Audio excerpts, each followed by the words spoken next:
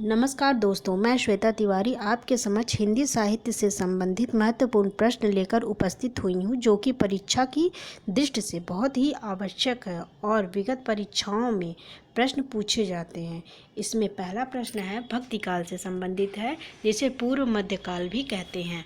पहला प्रश्न है, काव्य साहित्य में कौन सा काल स्वर्ण काल कहलाता है? तो इसका सही उत्तर क्या होगा? आदिकाल, दूसरा भक्तिकाल, तीसरा रीतिकाल, चौथा आधुनिक काल। तो भक्तिकाल।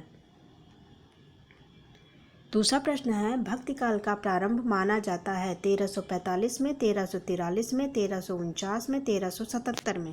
तो इसका सही उत्तर है 1343 में।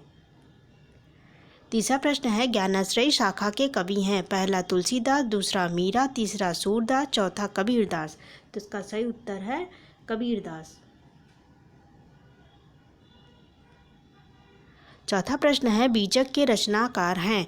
पहला सूरदास, दूसरा कबीरदास, तीसरा मीरा, चौथा तुलसीदास। तो इसका सही उत्तर है कबीरदास।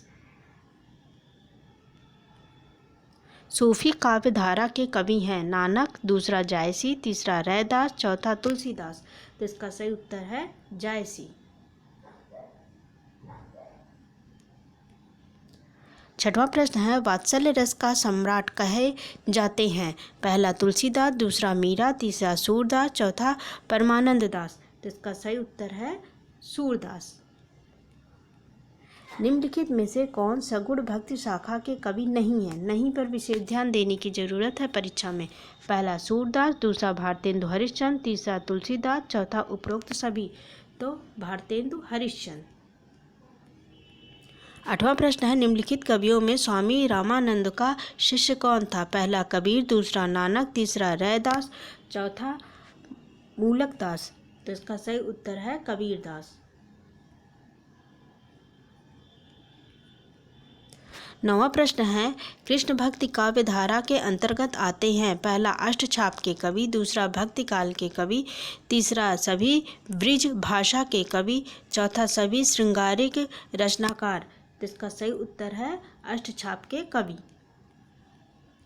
10वां प्रश्न है, मर्यादा पुरुषोत्तम राम की धारणा दी है? पहला तुलसीदास, दूसरा रहीम, तीसरा कबीर, चौथा सूरदास। तो इसका सही उत्तर होगा तुलसीदास। 11वां प्रश्न है, हिंदुओं के लिए कौन से कवि आदरणीय हैं? पहला तुलसीदास, दूसरा रहीम, तीसरा कबीर, चौथा सूरदास। तो इसका सही उत्तर होगा तुलसीदास।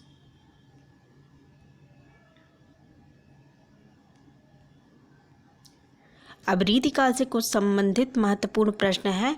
रीतिकाल को उत्तर मध्यकाल भी कहते हैं। पहला प्रश्न है, रीतिकाल से संबंधित विशेषता है?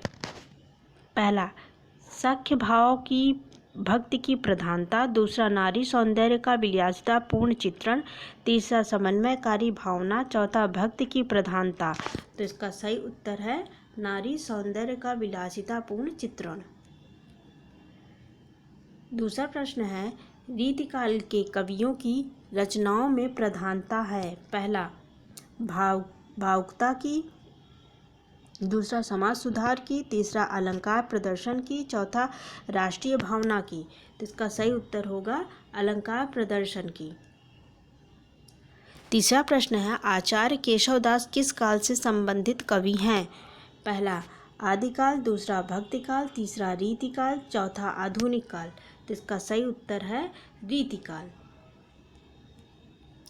चौथा प्रश्न है, कठिन काव्य के प्रेत कहे जाते हैं? भूषण, दूसरा देव, तीसरा आलम, चौथा केशव। तो इसका सही उत्तर है केशव। पांचवा प्रश्न है, रीति मुक्त कवि हैं? बिहारी, दूसरा भूषण, तीसरा घनानंद, चौथा केशव। तो इसका सही उत्तर है घनानंद। अब आधुनिक काल से संबंधित कुछ प्रश्न हैं। जैसे कि आपको मेरे थंबनेल से ही मालूम चल गया होगा कि इसमें रीतिकाल, भक्तिकाल और आधुनिक काल से संबंधित महत्वपूर्ण प्रश्न हैं। इसमें पहला प्रश्न है, भारतेंदु हरिश्चंद्र का नाम उल्लेखनीय है? पहला गद्य साहित्य में, दूसरा काव्य में, तीसरा नाटक में, चौथा कहानी में। तो इसका सही उत्तर है गद्य साहित्य में। दूसरा प्रश्न है, निम्नलिखित पत्रिकाओं में भारतेंदु हरिश्चंद्र ने कौन सी पत्रिका प्रकाशित की थी? पहला कवि वचन सुधा, दूसरा सरस्वती, तीसरा कल्पना, चौथा ज्ञानोदय। तो इसका सही उत्तर है कवि वचन सुधा।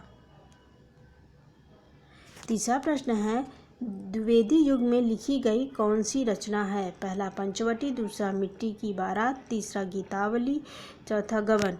तो इसका सही उत्तर है पंचवटी। चौथा प्रश्न है, मैथिली शरणगुप्त आधुनिक काल के किस युग से संबंधित हैं? पहला शुक्ल युग, दूसरा द्विवेदी युग, तीसरा छायावादी युग, चौथा छायावादोत्तर युग। तो इसका सही उत्तर है द्विवेदी युग। पांचवा प्रश्न है, छायावादी काव्य की विशेषता नहीं है? पहला रहस्यवाद की प्रधानता, दूसरा स्वदेश प्रेम की अभिव्यक्ति, तीसरा मानवतावादी दृष्टिकोण, चौथा व्यक्तिवादी भावना। तो इसका सही उत्तर होगा स्वदेश प्रेम की अभिव्यक्ति।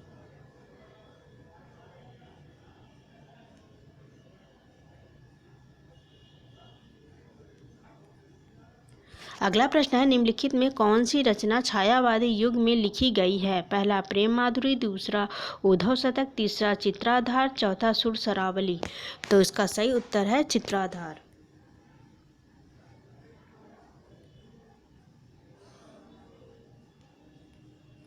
अगला प्रश्न है, निम्नलिखित में से कौन सा कवि छायावादी है? पहला छायावादी है, ये पूछा है इसलिए ध्यान दीजिए। अयोध्या सिंह उपाध्याय हरिऔध, दूसरा श्रीधर पाठक, तीसरा महादेवी वर्मा, चौथा मैथिली शरणगुप्त। तो इसका सही उत्तर होगा महादेवी वर्मा।